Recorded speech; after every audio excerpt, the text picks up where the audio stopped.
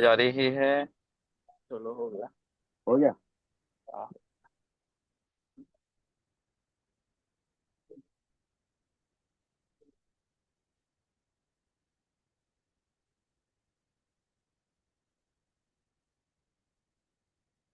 ओम ओम, मेरी ध्वनि आ रही है क्या? आवाज? जी जी आ रही है, शुरू करिए शुरू करिए। महेश्वरी जी आप ठीक। शुरू करिए। महेश्वरी जी।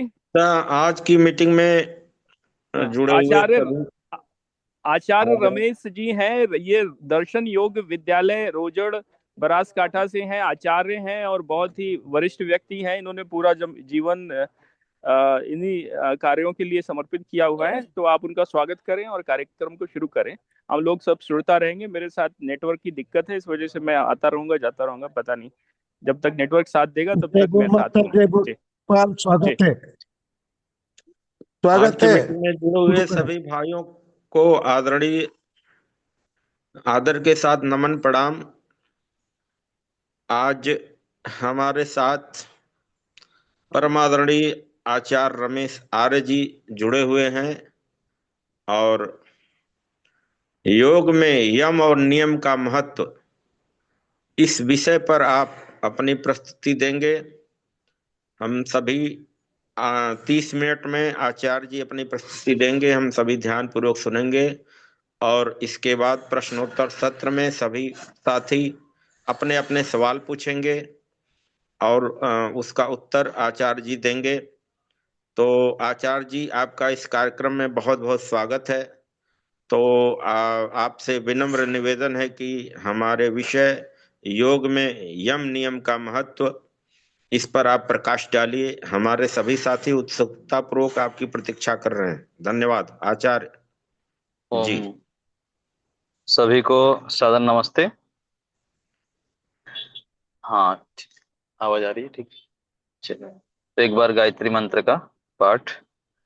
ओम भूर्भुवः स्वः तत्सवितुर्वरेण्यं भर्गो देवस्य धीमहि धियो यो नः प्रचोदयात्। ओम शांति शांति शांति। परमपिता परमेश्वर की महती अनुकंपा से हम अभी सब उपस्थित हुए हैं सत्संग के रूप में। अब हम एक विशेष चर्चा, अर्थात जो हमारे जीवन से समीपता से जुड़ी हुई है, यदि हम अपने जीवन को श्रेष्ठता की ओर ले जाना चाहते हैं, मनुष्य जीवन को सफल बनाना चाहते हैं, तो अष्टांग योग का पालन करना अति आवश्यक है। अष्टांग योग के माध्यम से हम अपने जीवन की जो सार्थकता है, जीवन को सफल बनाना है, वो कर पाते हैं। और अष्टांग योग में यम, नियम, आसन, प्राणायाम, प्रत्याहार, धारणा, ध्यान, समाधि, ये 8 अंग है। और प्रथम और दूसरा दूसरा नियम है यम और नियम। यम के 5 विभाग है: अहिंसा, सत्य, अस्तेय, ब्रह्मचर्य, अपरिग्रह। नियम के 5 विभाग: शौच, संतोष, तप, स्वाध्याय, ईश्वर प्रणिधान। तो अहिंसा प्रथम है। जितने भी अष्टांग योग की सीढ़ियां हैं, सबके मूल में है अहिंसा। अहिंसा को ही सिद्ध करने के लिए बाकी आगे के सारे अंग है और सारे जो स्तर है, स्थितियां हैं। अहिंसा के विषय में कहा गया कि तत्र सर्वथा सर्वदा सर्व प्राणी नाम अनभिद्रोह, ये योग दर्शन में आया है। अहिंसा अर्थात क्या है? सब काल में समस्त प्राणियों के साथ बैर भाव द्वेष छोड़कर प्रेम पूर्वक व्यवहार करना।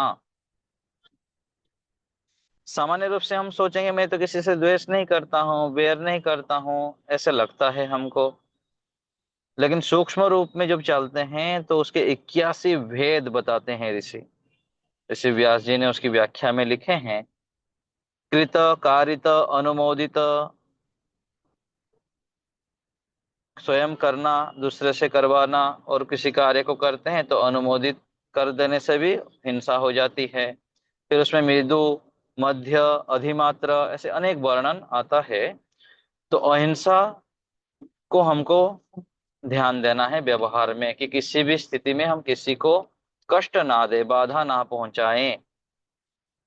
और इसमें एक ध्यान देना होता है, हम तो सोच लेते हैं कि अहिंसा जो है, मैं दूसरे को तो कष्ट नहीं देता हूँ, दूसरे को पीड़ा नहीं कर देता हूँ, लेकिन अपने ऊपर हम उसको नहीं घटाते हैं। स्वयं के साथ यदि हम अन्याय करते हैं, स्वयं भी हम यदि अपने ऊपर हिंसा करते हैं, ठीक खान पान नहीं करते हैं, ठीक समय पर कार्य नहीं करते हैं, अपने जीवन को जो परमात्मा के द्वारा साधन दिया हुआ है उसका यदि ठीक ठीक हम प्रयोग नहीं करते हैं, तो हम अपने ऊपर भी हिंसा करते हैं, अपने इंद्रियों के ऊपर, अपने शरीर के ऊपर। तो ये दोनों हमको ध्यान देना चाहिए। बाह्य किसी को पीड़ा नहीं देना, कष्ट नहीं देना, दुख नहीं देना, और अपने को, अपने इंद्रियों को, अपने शरीर को भी किसी प्रकार से हानि नहीं पहुंचाना। ये दोनों स्थितियां हैं। और इसमें फिर जब हम यम नियम में जाते हैं, इसमें जो अहिंसा आदि में देखेंगे, तो उसमें जाति, देश, काल, समय अनवच्छिन्न कहा गया, सार्वभौम महाव्रतम। तो अहिंसा का जो पालन करना है, केवल मैं मनुष्य जाति के ऊपर हिंसा नहीं करो, इतना नहीं चलेगा। किसी भी प्राणी के प्रति, पशु पक्षी कीट पतंग मच्छर चींटी कीड़ा मकोड़ा, किसी के प्रति भी हिंसा ना हो, ये भी ध्यान देना होता है कि मेरे माध्यम से किसी भी आत्माओं को पीड़ा ना हो। और इसके लिए क्या करना होगा, प्रारंभ में तो हमको पता भी नहीं चलता है। स्थूल रूप में जब हम चलेंगे तो हमको पता नहीं लगता कि मेरे से किसको हिंसा हो रही है, किसको क्या कष्ट हो रहा है, हम इतना ध्यान नहीं दे पाते, जान नहीं पाते। लेकिन जब हम आगे चलते हैं, इन सबको पालन करते हैं, और जितने भी वेदानुकूल आचरण कहा गया है, पंच महायज्ञ कहा गया, रोज सुबह शाम ध्यान करना, अग्निहोत्र करना, माता पिता की सेवा करना, धर्म अनुसार आचरण करना, वेद अनुसार आचरण करना, लगातार सत्संग करते हैं, तो धीरे धीरे धीरे धीरे करके हमारा ज्ञान का स्तर बढ़ता जाता है, हमारा बुद्धि जो है सूक्ष्मता की ओर बढ़ने लगती है, हमारा निर्णय शक्ति भी ठीक होने लगता है। तब हमको समझ में आता है कि इसके साथ कैसे व्यवहार करना, क्या बोलना क्या नहीं बोलना, किस प्रकार से मन से, वाणी से और शरीर से, तीन प्रकार से है अहिंसा का पालन करना है। केवल शरीर से हम किसी के प्रति गलत व्यवहार नहीं करना, ये एक स्तर है मोटे रूप में, ये भी हमको ध्यान देनी पड़ती है। और ये शरीर में जो हिंसा है, इसमें भी बहुत सारे सूक्ष्म रूप में चलना पड़ता है। मान लीजिए हम कहीं पर पार्किंग करने कहीं गए, मार्केटिंग करने, वहां गाड़ी, कार अथवा बाइक, हमारा साइकिल जहां भी हो, रास्ते के ऊपर खड़े कर दिए, ऐसे स्थान पर खड़े कर दिए कि दूसरे को जाने आने में दिक्कत हो, दूसरे को अपनी गाड़ी निकलने में दिक्कत हो। उनकी गाड़ी हम ऐसे गाड़ी पर रख के अंदर चले गए, और चार व्यक्ति गाड़ी उसमें रास्ते में रखे हैं, उनको निकालने में दिक्कत होता है, कौन रखा कैसे निकालो, उन लोग परेशान हो रहे हैं, उनका समय व्यर्थ हो रहा है, तो ये भी हिंसा है। तो ये ऐसे ऐसे ही घर में भी, घर में हम कोई ऐसे क्रियाएं करते हैं जिससे माता पिता को बाधित होते हैं, माता पिता उनको कष्ट होता है। घर में परिवार में कोई भी व्यक्ति हो, अथवा हम गुरुकुल में रहते हैं, हम ऐसे कोई क्रियाएं कर दिए कि दूसरे को हमारे आचरण के कारण, हमारे बैठना उठना चाल चलन के माध्यम से ऐसे हम गलत क्रियाएं करते हैं कि जिससे दूर से कोई बुद्धिमान व्यक्ति होंगे, जो समझदार व्यक्ति होंगे, उनको कष्ट होता है, ये ऐसे क्यों गलत काम कर रहा है। और बताने पर भी हम यदि सुधार कर लेते हैं तो हिंसा कम होगी, नहीं तो फिर हिंसा हो जाएगी। तो शरीर से पहले ध्यान देना पड़ता है हर समय, कि हमारा बैठना उठना चाल चलन से लेकर अनेक जो भी हम गतिविधियां करते हैं, वहां पर सूक्ष्म रूप में ध्यान देनी होती है कि मेरे माध्यम से, मेरे आचरण से किसी को कष्ट तो नहीं हो रहा है, जाने अनजाने में, जाने में और अनजाने में। जानबूझकर हम कुछ चीजें करते हैं और अनजाने में भी इतने हिंसाएं करते रहते हैं, दूसरे को कष्ट देते रहते हैं, ये भी सूक्ष्म रूप में निरीक्षण करना पड़ेगा। जब ये सोचेंगे, मन में विचार लाएंगे, तब तो फिर आगे चलकर हम कर पाएंगे। तो यह पहले सोचना पड़ेगा कि मेरे से किसी को कष्ट ना हो, मैं ये ध्यान रखूंगा, और फिर धीरे धीरे जागरूक भी कर रहना है। शरीर से फिर वाणी से ऐसे कोई कटु वचन नहीं करना है। हम जब समर्थ बन जाते हैं, हम विद्या में, ज्ञान में, बल में कोई थोड़ा सा आगे हम बढ़ने लग जाते हैं, तो दूसरे को फिर नीचे दिखाने लग जाते हैं। अपने वाणी के माध्यम से दूसरे को डांट देते हैं, कठोर बोल देते हैं, कटु बोल देते हैं। तो उसमें फिर वो आत्मा कुछ बोल तो नहीं पाते हैं। सामने वाले जो होते हैं हमारे नीचे काम करने वाले, चाहे संतानें हो अथवा कोई भी हमारे जो अधीनस्थ होते हैं, वहां पर हम जिस तैसे व्यवहार कर लेते हैं तो पीड़ा होती है। तो वहां भी हमको ध्यान रखने की, वो भी एक आत्मा है मेरी तरह। आज मेरे पास अधिकार है, मेरे पास सामर्थ्य है, बल्कि मैं उसको दबा देता हूँ अथवा उसको कठोर बोल देता हूँ। ये ध्यान रखनी पड़ेगी, चाहे कर्मचारी हो, कोई भी हो, पत्नी हो, पति हो, बच्चे हो, कोई भी। अलग अलग जगह पर हमको ध्यान रखना है वाणी के स्तर पर। तो शरीर से, वाणी से, फिर मानसिक रूप में भी अहिंसा का पालन करना होता है। मानसिक रूप में हम कितने सारे त्रुटियां करते हैं। जब सूक्ष्म रूप में लंबे समय तक इस मार्ग पर चलते हैं तो समय के बाद पता लगता है कि अरे मैं क्या क्या हिंसा करता रहा, लोगों के विषय में क्या गलत गलत सोचता रहा, अपने विषय को लेकर भी कितने सारे मैं नकारात्मकता सोचता रहता हूँ, खिन्न होता रहा, हताश निराश होता रहा, क्रोध करता रहा, मन ही मन। वाणी से भी तो हुआ ही, लेकिन मन से भी बहुत सारे हम हिंसा करते रहते हैं। तो यह भी सावधान सतर्क रह के, जब हम निधिध्यासन करते हैं, एकांत में बैठते हैं, मौन रहते हैं, शांत रहते हैं, सत्संग करते हैं, फिर हमको समझ में आता है कि मैं कितने सारे त्रुटियां करता रहता हूँ, करती रहती हूँ। उसको भी फिर धीरे धीरे सुधार करना होता है। तो हमको ये ध्यान रखना पड़ेगा कि मन से भी हम किसी के प्रति गलत विचार ना लाएं। वो भी जो स्थिति, सामने वाले को हम क्यों गलत विचार ले आते हैं कि ये व्यक्ति दुष्ट है, ये है, ऐसा है, इतना भी समझ में नहीं आता, ये नहीं होता, वो नहीं होता। हम ऐसे जो सोचते हैं ना, यहाँ पर हम क्या अपने आप को क्या मानते हैं कि मैं तो बहुत श्रेष्ठ हूँ, मैं बहुत विशेष हूँ। तो जो विशेष हम कह रहे हैं, परमात्मा की दृष्टि से हम परमात्मा की नजर में देखेंगे तो हम भी आत्मा है, वो व्यक्ति भी आत्मा है। हमको अच्छे माता पिता मिल गए, अच्छे गुरु आचार्य मिल गए, अच्छे वातावरण मिल गया, इसलिए हम अपने आप को विशेष कह रहे हैं। और सामने वाला को हम छोटा मान रहे हैं, न्यून मान रहे हैं, और ऐसे मानकर हम फिर उसके प्रति गलत भावना कर रहे हैं। और ये भावना करना क्या है? हिंसा है। हम वाणी से बोले नहीं, कर्म से कि कुछ कहे नहीं, लेकिन मन से जो सोचे ना, इसमें भी हिंसा हुई। क्या हिंसा हुई इसमें? अपने संस्कार को बिगाड़े, अनावश्यक समय व्यर्थ किए। समय कितने कीमती है, मनुष्य जीवन एक एक सेकंड बहुत मूल्यवान है। एक भजन की पंक्ति आती है ना, जीवन के अनमोल क्षण बहुत अनमोल है। एक एक मिनट, एक एक सेकंड बहुत अनमोल है। हम उसको समझें। यदि हम अनावश्यक रूप में विचार करेंगे तो उसका समय तो व्यर्थ हुआ। उस समय हम कुछ अच्छे सोचते थे, अच्छे संस्कार बना सकते थे। तो इस रूप में शरीर, वाणी और मन, तीनों के स्तर पर हमको अहिंसा के पालन के लिए ध्यान रखना है कि किसी को भी हमको किसी के प्रति भी गलत विचार नहीं लाना है, गलत बोलना नहीं है, गलत आचरण नहीं करना है, और अपने को लेकर भी, अपने आचरण में भी अपने फिर हानि नहीं करना, स्वयं की आत्मा की हानि नहीं करनी है। तो अहिंसा के बाद है सत्य। अहिंसा की परिभाषा क्या आया था? सब काल में समस्त प्राणियों के साथ बैरभाव द्वेष छोड़कर प्रेम पूर्वक व्यवहार करना अहिंसा था। फिर सत्य क्या है? जैसे देखा हुआ, जैसे सुना हुआ, जैसे मन में विचारा हुआ है, वैसे ही वाणी से बोलना, वैसे ही आचरण में लाना सत्य कहलाता है। तो एक श्लोक आता है, मनस्यन्यत् वचस्यन्यत् कर्मण्यन्यत् तुरात्मनाम् मनस्येकं वचस्येकं कर्मण्येकं महात्मनाम्। तो इस श्लोक में कहा गया, मनस्यन्यत् वचस्यन्यत्, मन में कुछ, वाणी में कुछ, और आचरण में कुछ। ऐसे व्यवहार करने वाले क्या है? दुरात्मा है। और श्रेष्ठ आत्मा कौन है? मनस्येकम वचस्येकम, मन में जैसे सोचते हैं, वाणी से ऐसे बोलते हैं, और कर्म से भी उस प्रकार से आचरण करते हैं, ये महात्मा कहा गया। तो ये सत्य आचरण है। जैसे देखे हैं, जैसे सुने हैं, जैसे मन में है वैसे बोलना।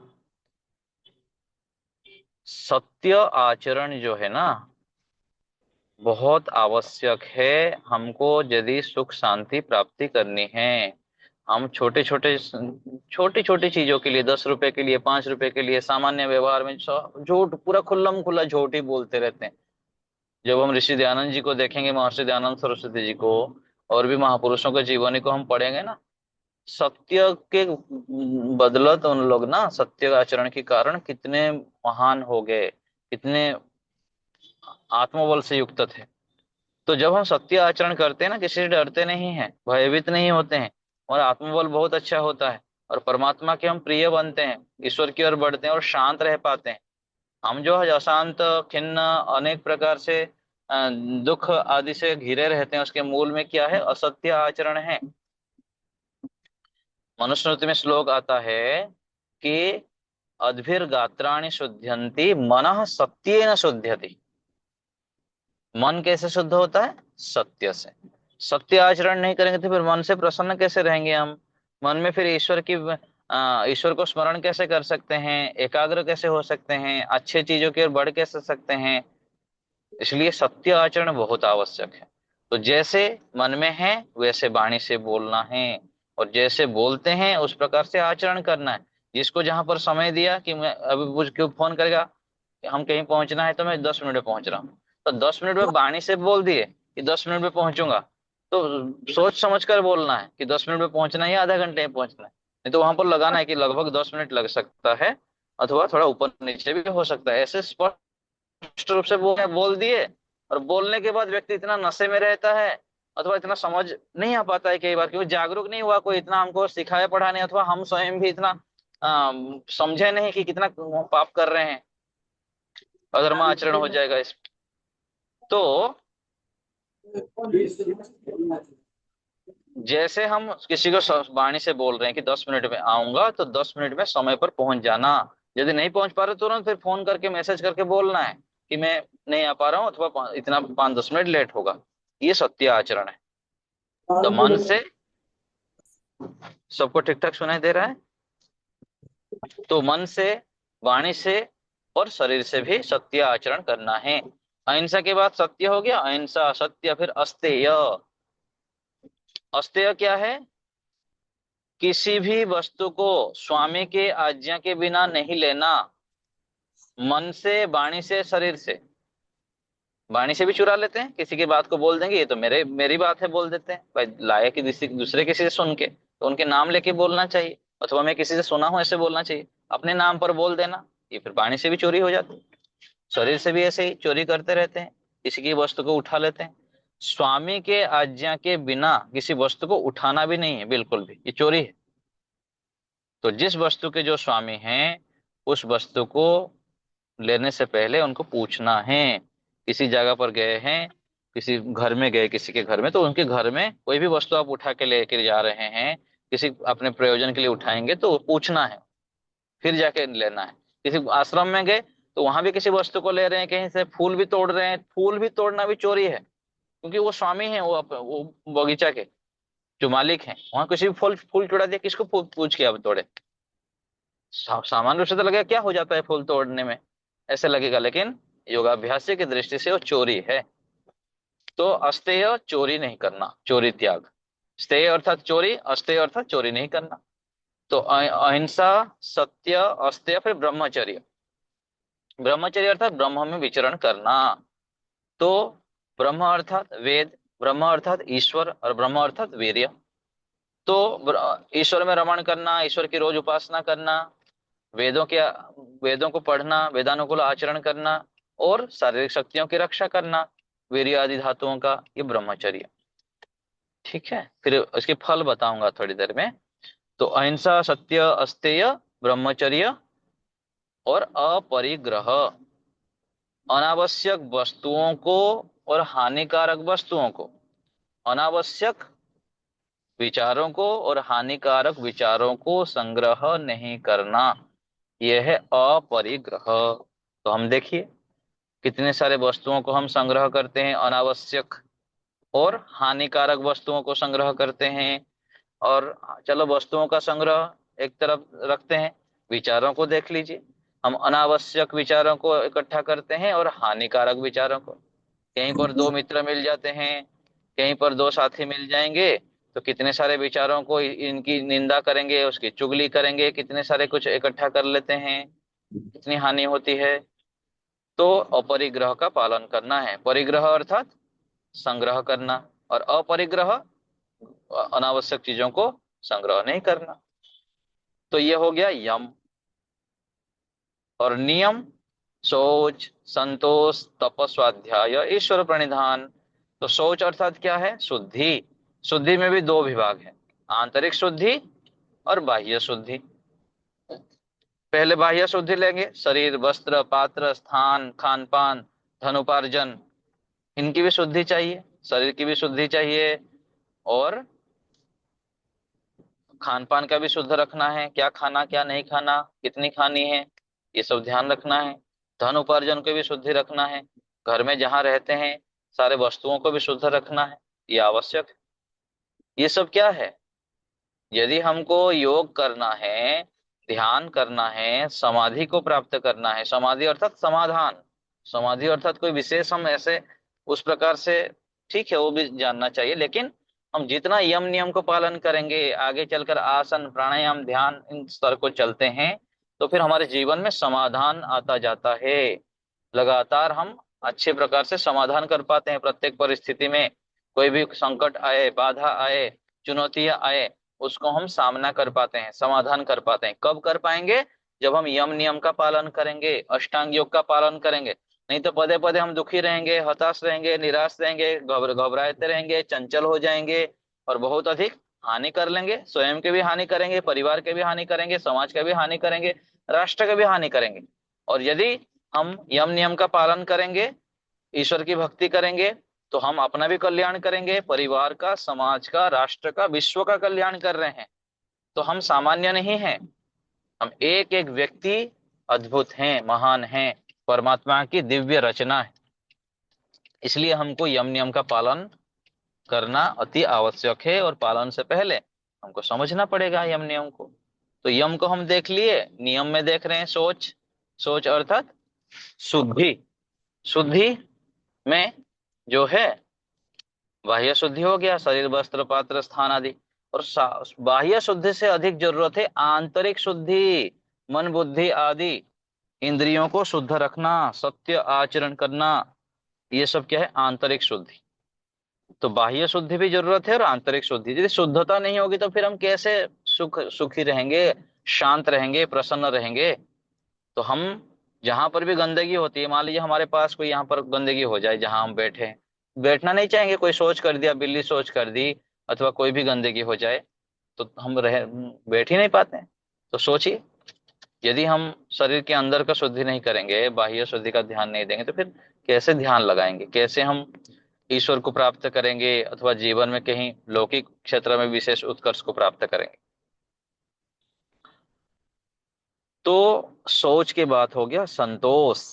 संतोष के विषय में कहा गया कि अपने पूर्ण पुरुषार्थ के उपरांत जो भी प्राप्त हो, क्या कहा गया?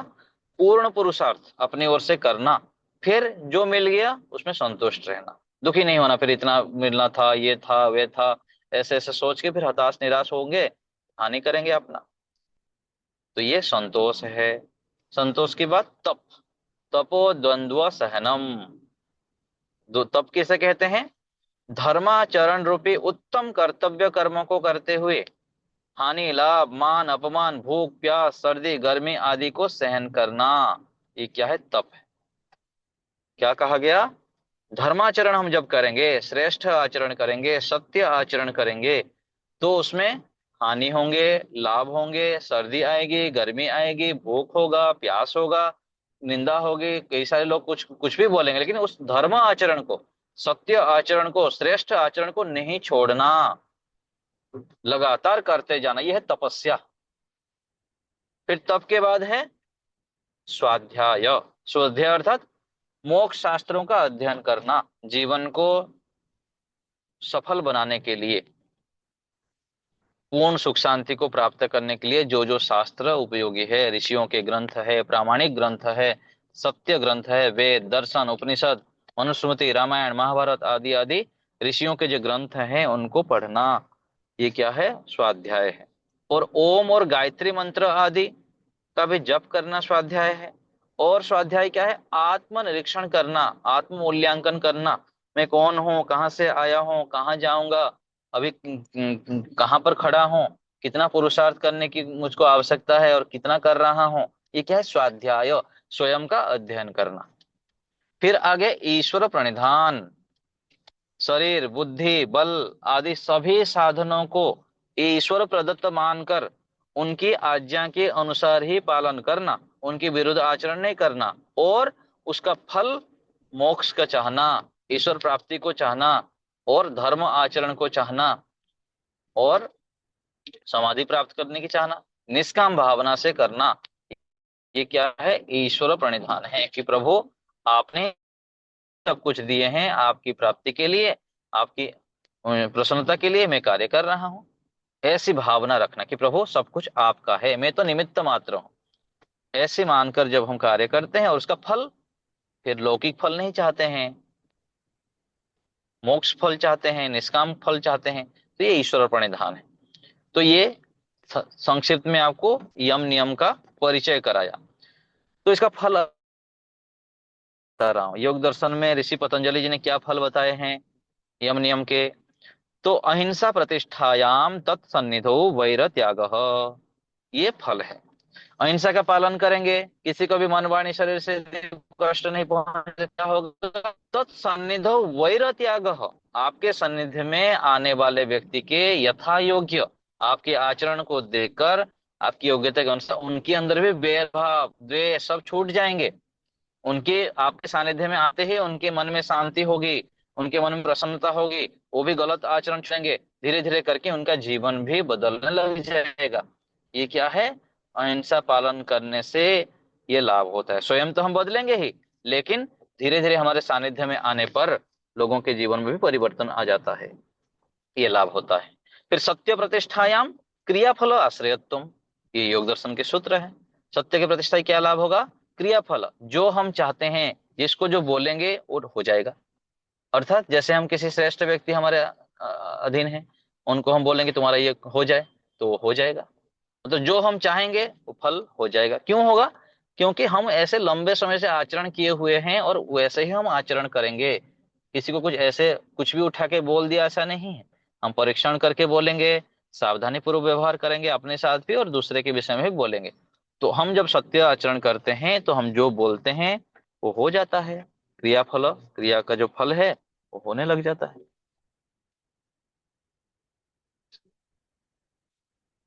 तो अहिंसा, सत्य, अस्तेय प्रतिष्ठायाम सर्वरत्न उपस्थानम, अस्तेय का जब हम पालन करते हैं तो सर्वरत्न उपस्थान प्राप्ति हो जाती है, सर्वरत्न।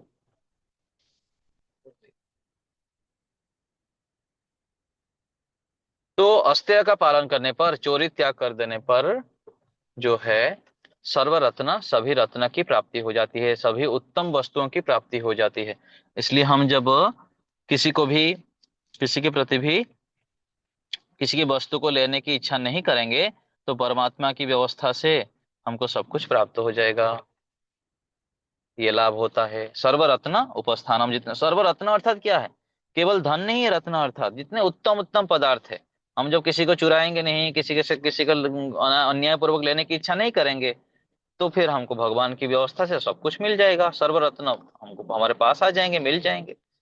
फिर आगे ब्रह्मचर्य प्रतिष्ठायाम वीर्य लाभ, वीर्य अर्थात उत्साह। जब हम ब्रह्मचर्य का पालन करते हैं, ईश्वर की उपासना करते हैं, ईश्वर आज्ञा का पालन करते हैं, वेद आज्ञा का पालन करते हैं, और जो है शारीरिक शक्तियों की रक्षा करते हैं, संयमित जीवन जीते हैं, तो हमारे अंदर उत्साह, उमंग, पराक्रम, शौरवीरता, जो हम चाहते हैं बढ़ चढ़ करके कार्य करते हैं। बड़े से बड़े समाज, राष्ट्र के, विश्व के लिए मिराकल, आश्चर्यजनक कार्य करके दिखाते हैं। उसके माध्यम से स्वयं के जीवन की भी उत्कर्षता होती है और समाज में बड़े बड़े जो है कार्य करके लाखों करोड़ों लोगों के जीवन में परिवर्तन ले आते हैं, जीवन को बदल देते हैं। ये उत्साह होता है किससे? ब्रह्मचर्य के पालन से। यदि हम उत्साह उमंग हमारे जीवन में नहीं है, हताश निराश उदास रहते हैं, तो कहीं ना कहीं हमारे जीवन में संयम की कमी है। संयम को बढ़ाना पड़ेगा, ईश्वर भक्ति को बढ़ानी पड़ेगी, वेदानुकूल आचरण को बढ़ाना पड़ेगा, तो ये करना पड़ेगा। तो ब्रह्मचर्य प्रतिष्ठायाम वीर्य लाभ।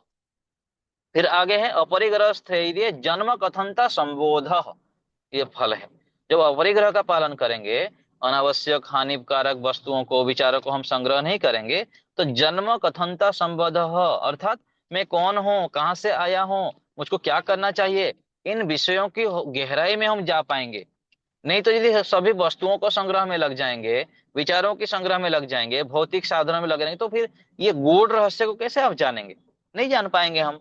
तो गूढ़ चीजों को जानने के लिए आत्मा, परमात्मा, पुनर्जन्म, पूर्व जन्म, सत्य, धर्म, इन सब चीजों की गहराई में जाने के लिए हमको अनावश्यक वस्तुओं से बचना पड़ेगा, अनावश्यक विचारों से बचना पड़ेगा, तब जाके हम इन गूढ़ चीजों को जान पाएंगे, फिर आत्मा परमात्मा की ओर गहराई से जाके अपना कल्याण कर पाएंगे।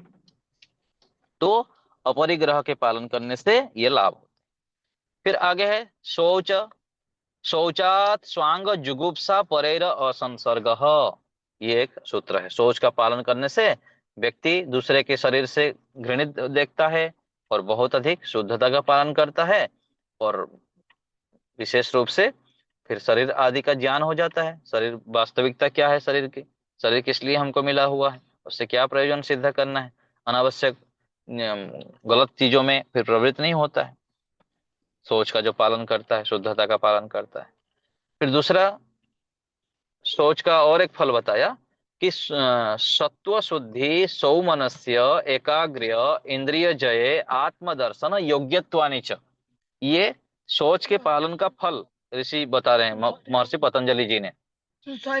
सोच का जब हम पालन करेंगे शुद्धता का, तो सत्व शुद्धि अर्थात बुद्धि की शुद्धि होगी, पहला काम सोच का पालन करने पर। सत्व शुद्धि के बाद हो गया फिर सो मनुष्य, व्यक्ति प्रसन्न रहेगा। जो शारीरिक बाह्य शुद्धि और आंतरिक शुद्धि का पालन करेगा, अनुष्ठान करेगा, तो क्या होगा, मन भी प्रसन्न रहेगा। बुद्धि की प्रसन्नता से मन भी प्रसन्न होगा। फिर सत्व शुद्धि सो मनुष्य एकाग्र्य, एकाग्रता की प्राप्ति होगी, एकाग्रता प्राप्ति होगी शुद्धता के माध्यम से। फिर एकाग्र्य इंद्रिय जय, व्यक्ति फिर इंद्रिय जय का हो सकता है, जितेंद्रिय बन सकता है। तो सत्व शुद्धि सौमनस्य एकाग्र्य इंद्रिय जय, फिर आत्मदर्शन योग्यत्वानि च, ये शुद्धि का फल बता दिया। इतने सारे लाभ होता है जब हम आंतरिक और बाह्य शुद्धि का पालन करते हैं तब। फिर शौच के बाद हो गया शौचात स्वांग जुग, ये हो गया। शौच के बाद संतोष, संतोषात अनुत्तम सुख लाभ लाभ, ये संतोष का लाभ है। संतोष का जब हम पालन करते हैं तो अनुत्तम सुख मिलता है, बहुत विशेष सुख मिलेगा। नहीं तो फिर व्यक्ति सामान्य सुख से युक्त होकर रहेगा, जितना भी मिल गया असंतुष्ट रहेगा, ये भी नहीं है वो नहीं भी है, असंतुष्ट ही रहेगा फिर। तो इसलिए संतोष का हमें पालन करना चाहिए। अपने पूर्ण पुरुषार्थ के उपरांत शांत रहना चाहिए, जो हो गया ठीक है, बढ़िया, भगवान की कृपा से जो है ना तब मिल गया मिल गया, लेकिन पुरुषार्थ को बनाए रखना है।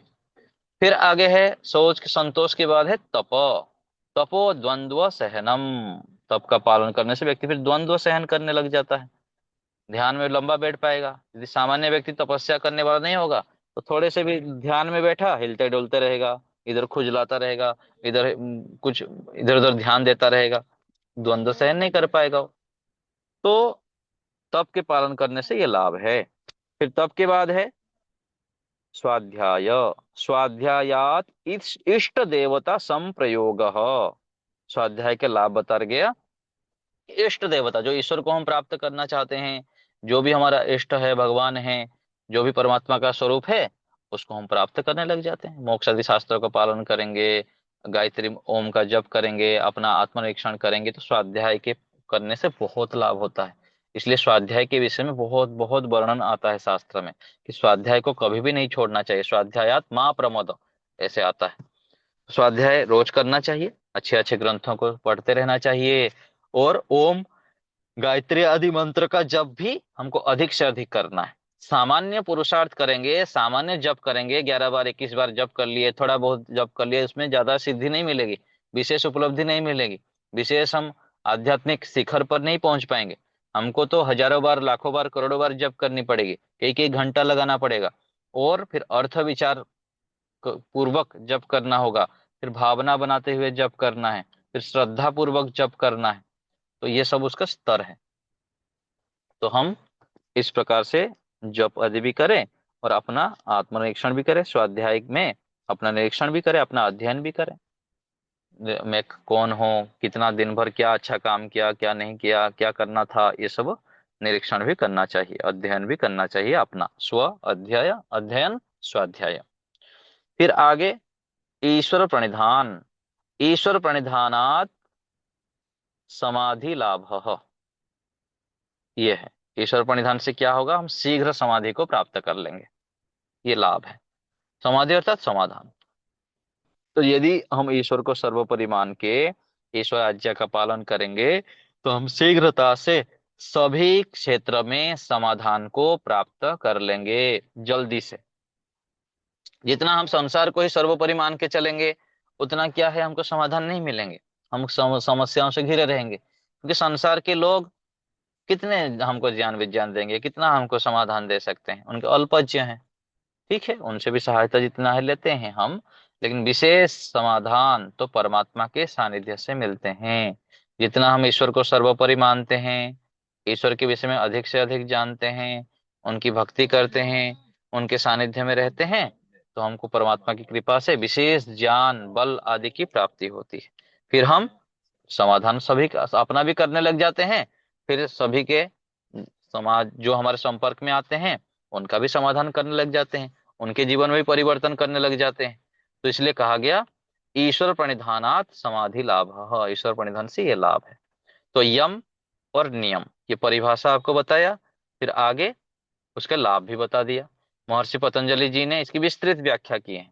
यदि हमको अष्टांग योग पालन करना है और विशेष रूप से अपने जीवन को योगाभ्यास के क्षेत्र में ढालना है, तो योग दर्शन को बार बार पढ़ना चाहिए। महर्षि पतंजलि जी को और महर्षि व्यास जी को, उनके ग्रंथों को जो योग दर्शन में वर्णित है, उसको अच्छी प्रकार से पढ़ने से हमको सूक्ष्म रूप में विशेष रूप से जानकारी होती है।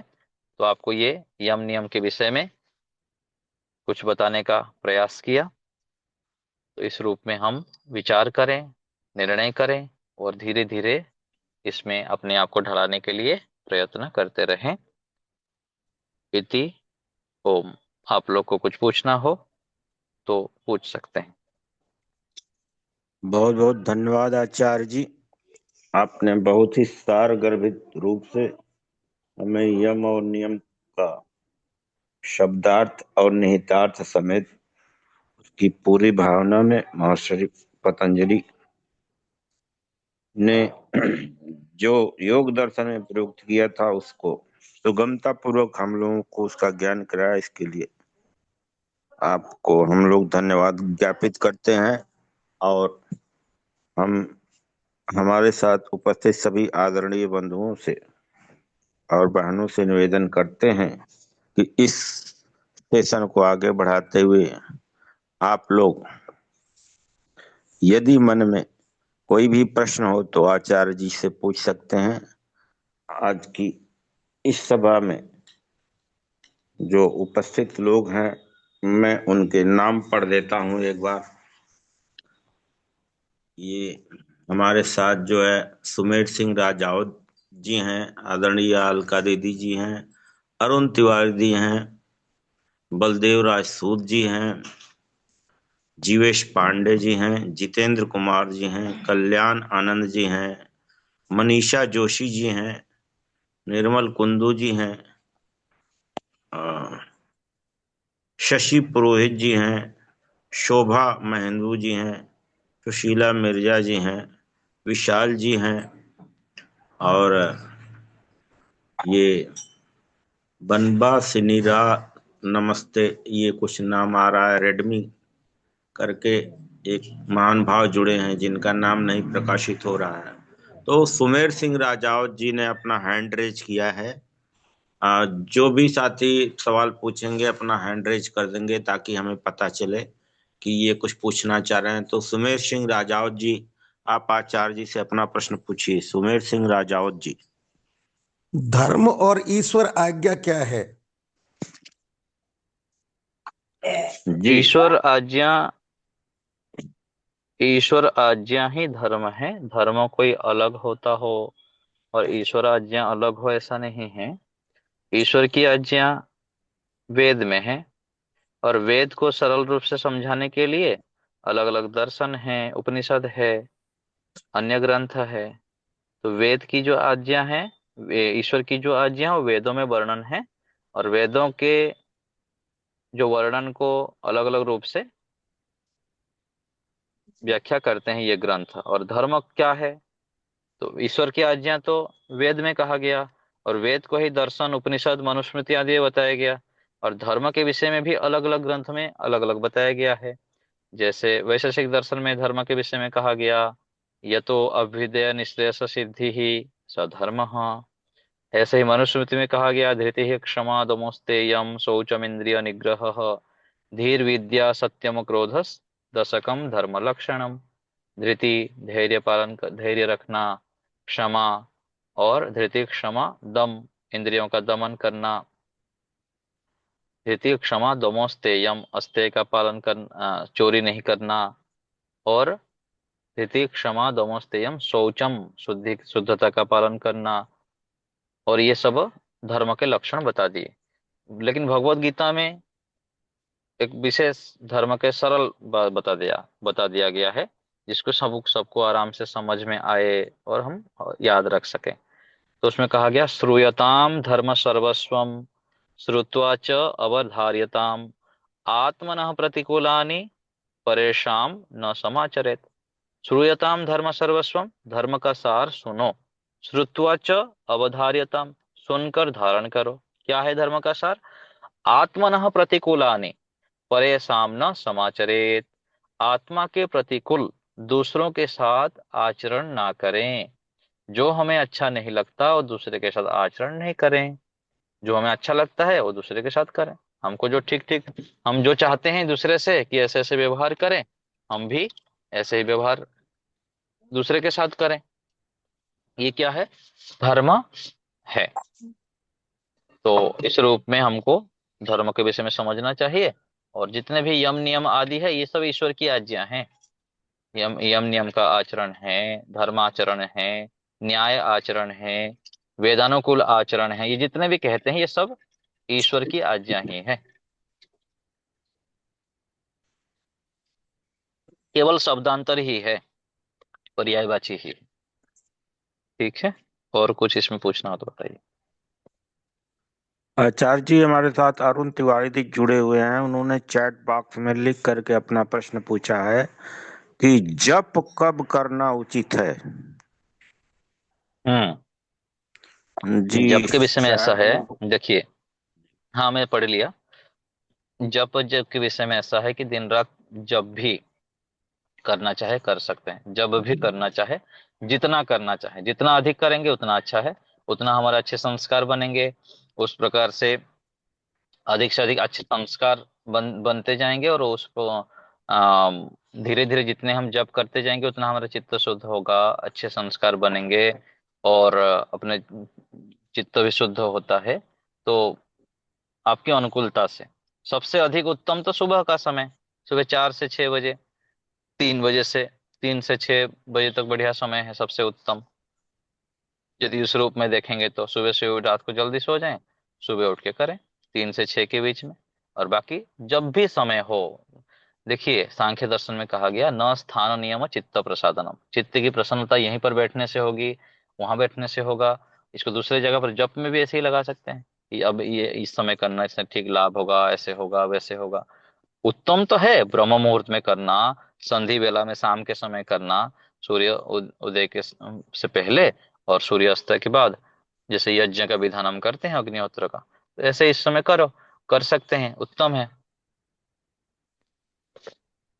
बाकी अपनी अनुकूलता से अपने जो कर्तव्य कर्म है, गृहस्थ धर्म है, नौकरी धंधा व्यवसाय जो भी है, हम उन सब का भी उत्तम रूप में पालन करते हुए उसके बाद जब भी समय मिले करें।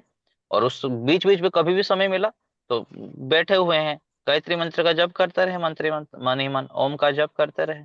क्या समस्या है? इधर उधर के सोचने की अपेक्षा जॉब करते रहे, गिनती करके भी करिए। यदि ऐसे नहीं कर पाते हैं कि मुझको आज इतने बार करनी है, तो मान लीजिए आप कोई संकल्प करें कि मुझको दिन में 200 बार जप करना है गायत्री मंत्र का, तो उसको पार्टीशन कर दीजिए। गाड़ी में चलते हुए 50 बार कर लिए, फिर घर में आए तो कर लिए। किसी भी रूप में करना चाहिए, होना चाहिए, ये बात है। तो जब भी समय हो, जिस रूप में भी हो, अधिक से अधिक उसको बढ़ाते हुए करें। जितना बढ़ाएंगे उतना अच्छा, गिनती करके करें। समय लगा करें कि 5 मिनट तक मुझको करना है, आज दिन भर में आधा घंटा जप करना है। इस रूप में आप कर सकते हैं। जी। जी। जी आचार्य जी, हमारे साथ कल्याण आनंद जी जुड़े हुए हैं, उन्होंने हैंड रेज किया है। कल्याण आनंद जी, अपना सवाल पूछें आप। कल्याण आनंद जी। जी, सभी को नमस्कार। ये सवाल जो ये जो चर्चा है बहुत ही आवश्यकता चर्चा हो रही है। एक तो रखा गया है कि अष्टांग योग का पहला अंग में यम नियम को रखा गया। तो यम नियम पूरी तरह है कि व्यक्तिगत जीवन और सामूहिक जीवन का दो पहलू का एक साथ जोड़ करके एक अंग बनाया गया। मेरा पहला सवाल है कि इसको पहला अंग में क्यों रखा गया? जम नियम को पहले न रख करके और कुछ रखा जाता। जम नियम आसन प्राणायाम ध्यान धारणा समाधि तक जो गया तो एक किया जा रहा है, और योग के लिए यम नियम का आवश्यकता क्यों? अगर यम नियम हाँ। पालन नहीं करूंगा तो योग कर सकता हूं कि नहीं? ये हाँ, तो दो सवाल है। जी देखिए, यम नियम को नहीं रख के दूसरा भी रख देते तो हम उसके ऊपर ही प्रश्न करते, ये क्यों? तो क्यों का तो प्रश्न किसी के स्थान पर भी हम रख सकते हैं।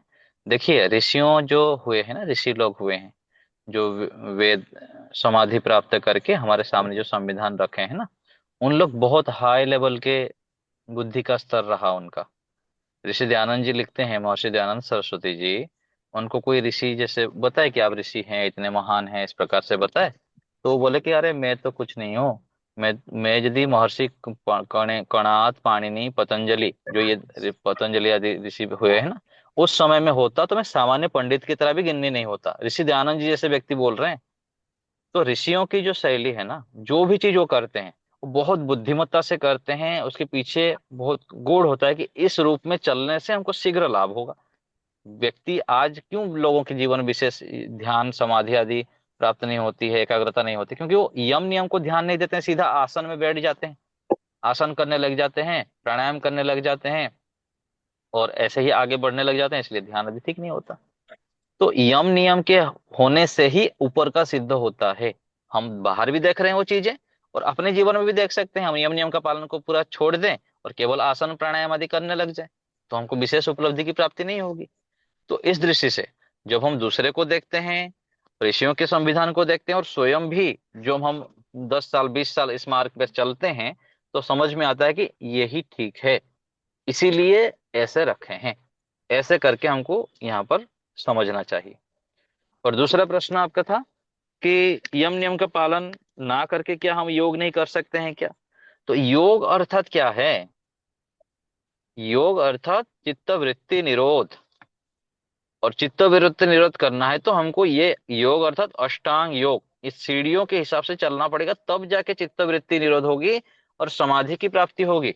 योग समाधि, योग अर्थात क्या है? समाधि, समाधि अर्थात समाधान।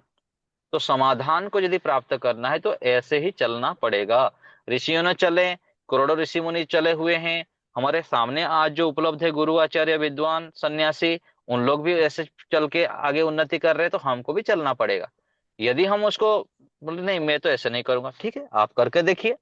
यदि आप बिना यम नियम के पालन में कर सकते हैं तो फिर आपको हम मान लेंगे।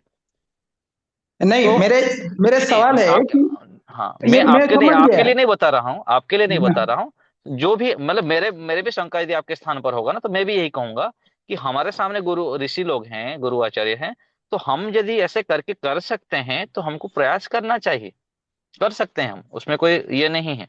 लेकिन जो विधान है उसके अनुसार चलने से क्या है, हमको शीघ्रता से लाभ होता है।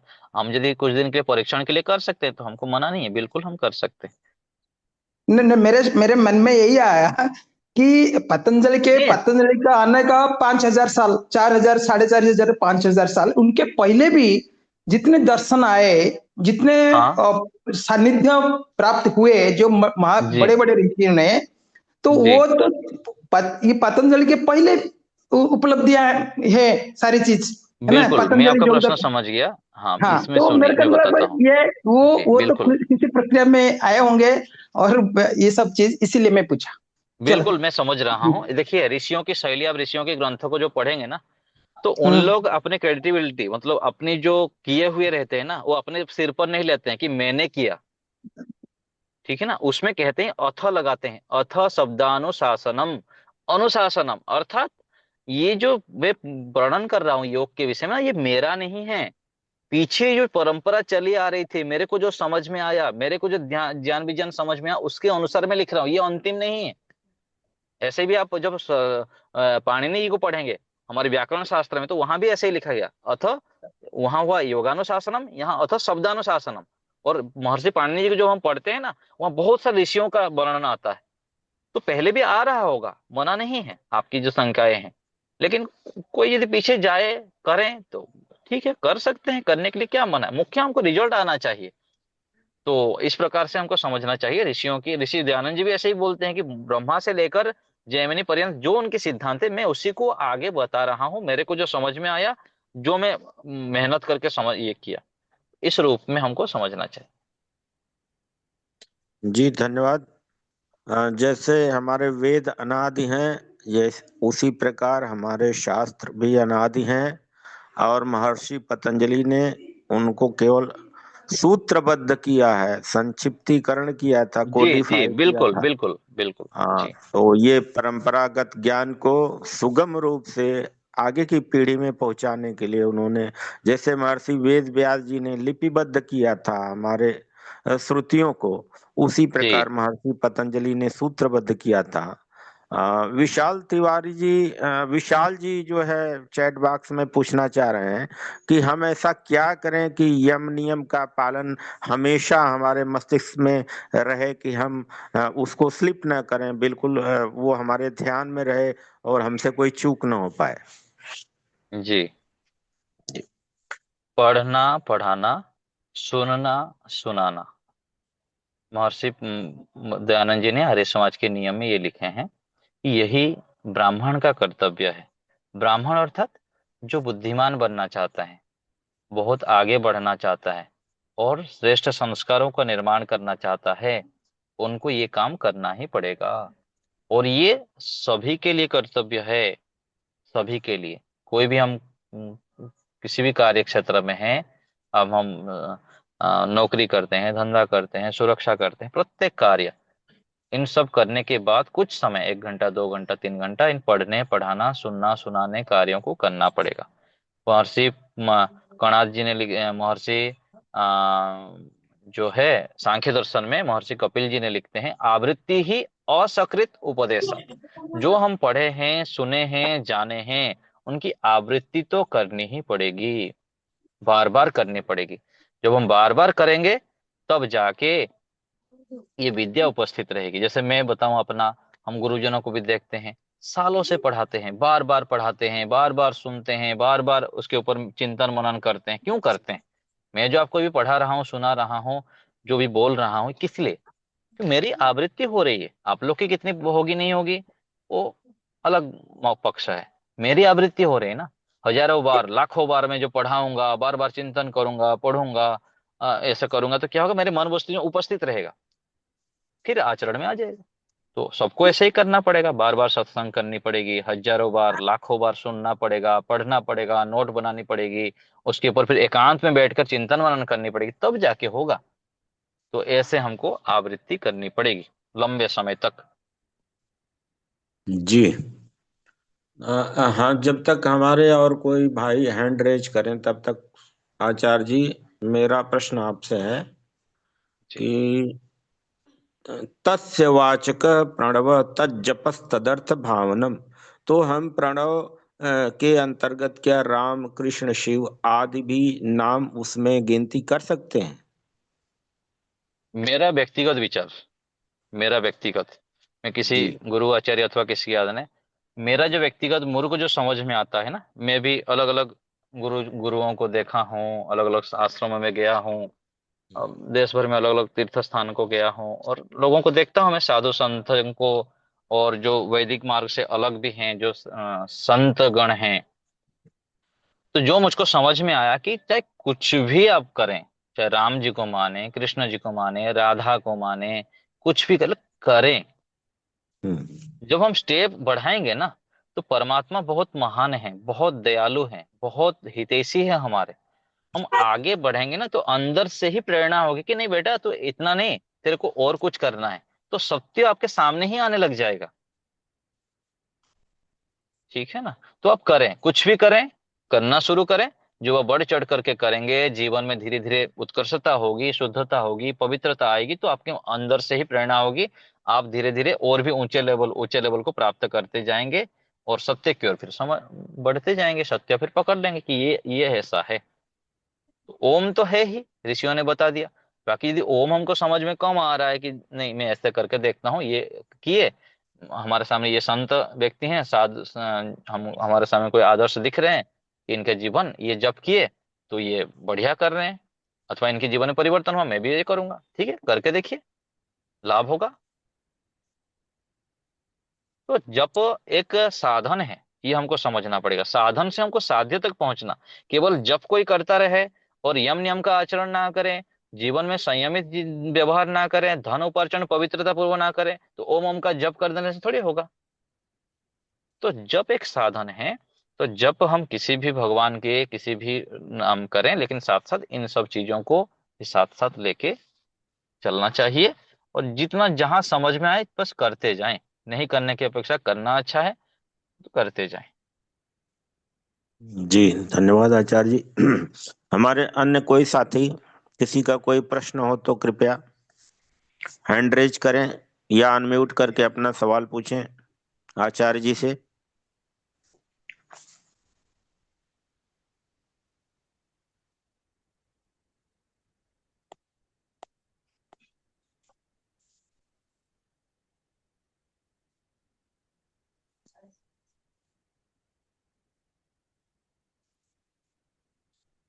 किसी भाई को कुछ आचार्य जी से यम नियम आदि के बारे में कुछ भी प्रश्न मन में हो तो वो आप लोग पूछ सकते हैं। आज का हमारा सेशन बहुत महत्वपूर्ण है। प्रत्येक रविवार हमारी इस जूम मीटिंग में धर्म चर्चा, सत्संग चर्चा, कोई न कोई धर्म दर्शन इत्यादि विषय रखे जाते हैं। इस पर हम लोग आपस में चर्चा करते हैं और इससे लाभ उठाते हैं। तो हमारा निवेदन है, हमारे साथ जुड़े हुए जो भी आदरणीय साथी हैं, अपना प्रश्न पूछें।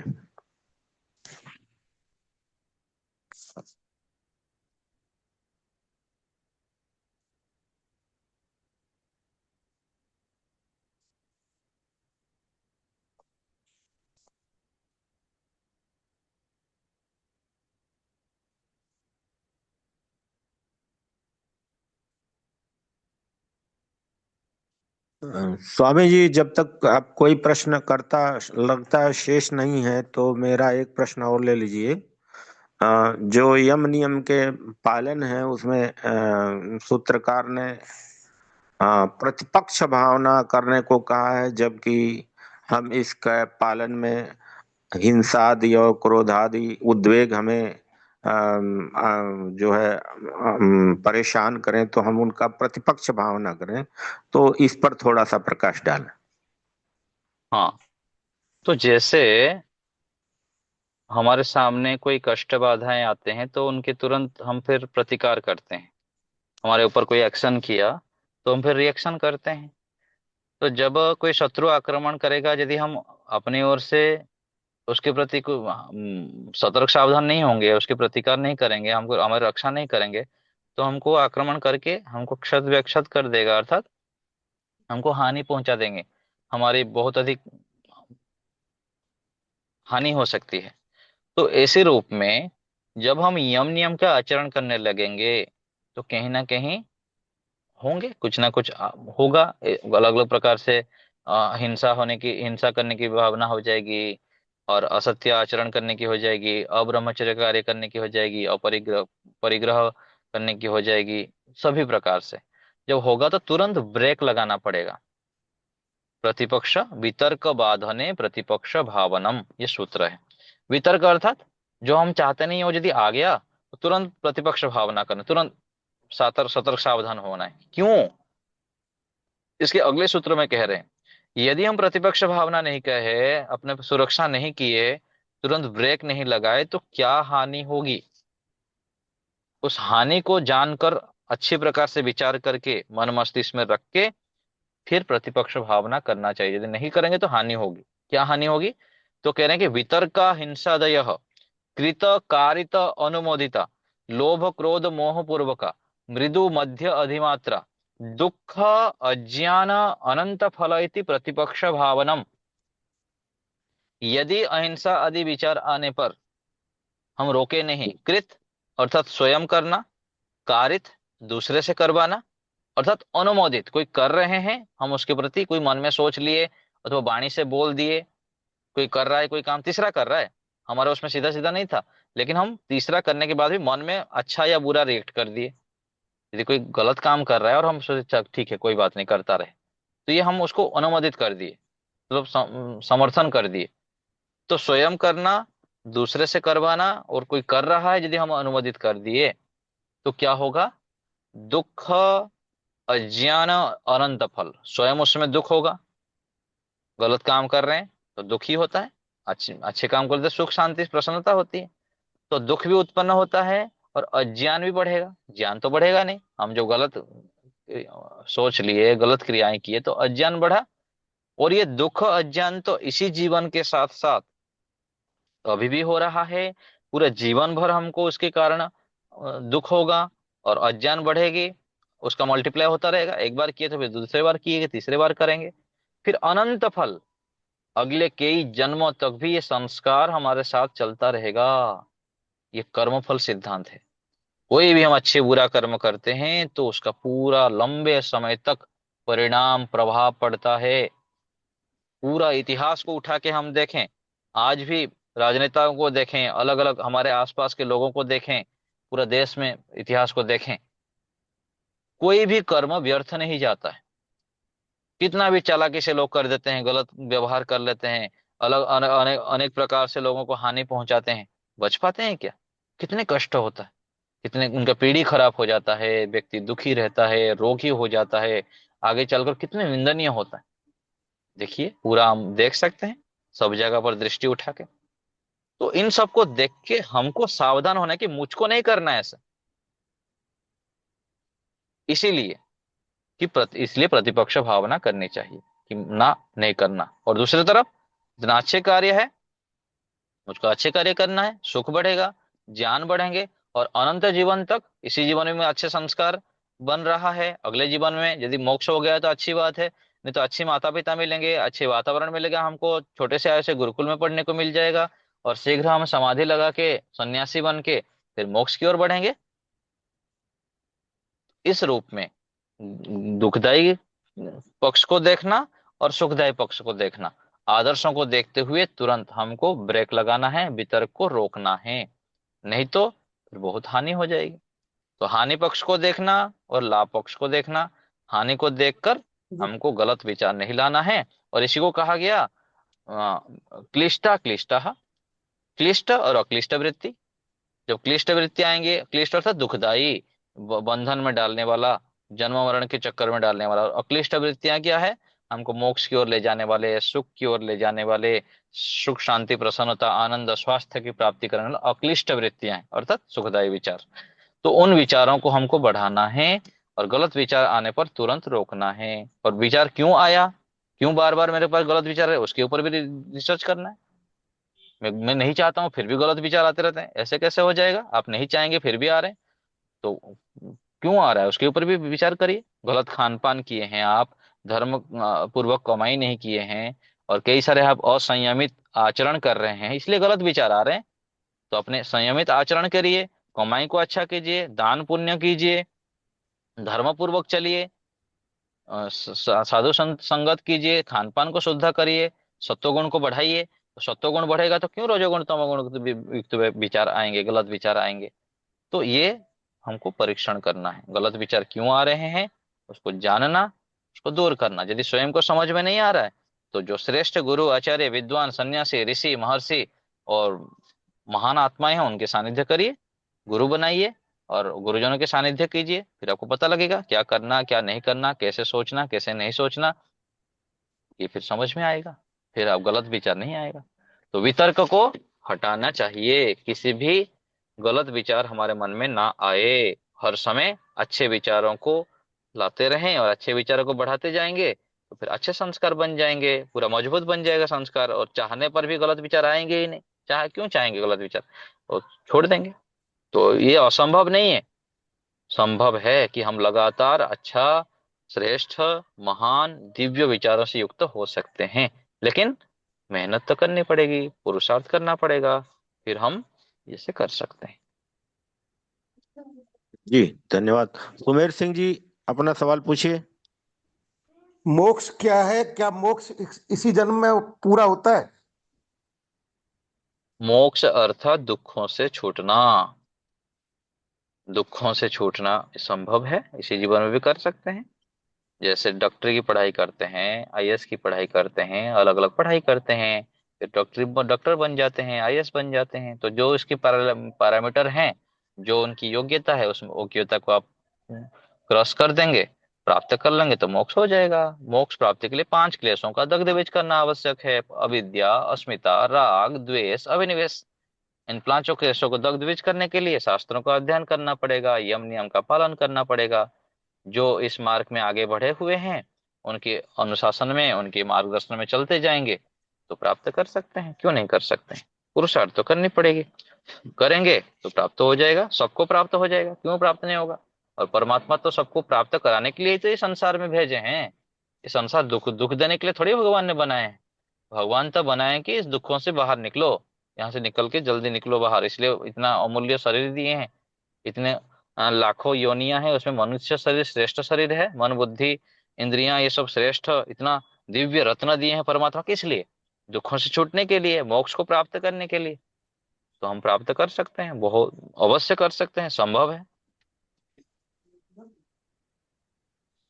जी ठीक है। धन्यवाद आचार्य जी। अब हम कार्यक्रम का समय समाप्त हो रहा है। अब अलका दीदी जी से आग्रह करेंगे कि आए सबका धन्यवाद ज्ञापित करें। अलका दीदी जी।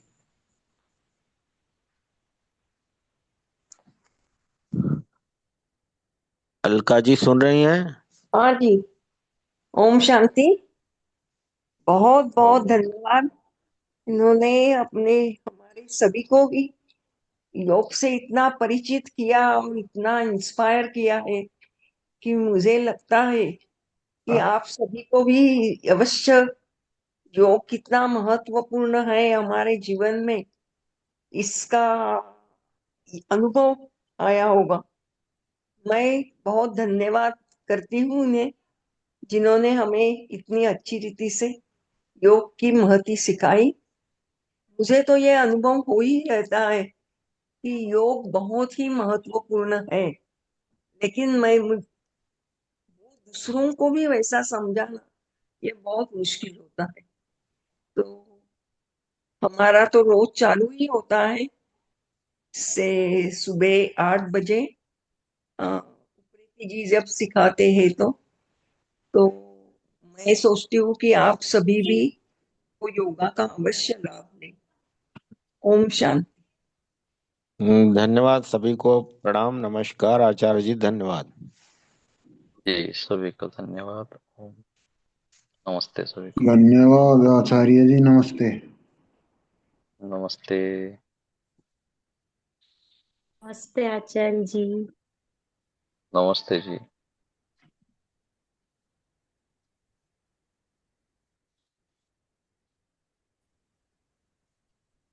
सभी को सादर नमस्ते।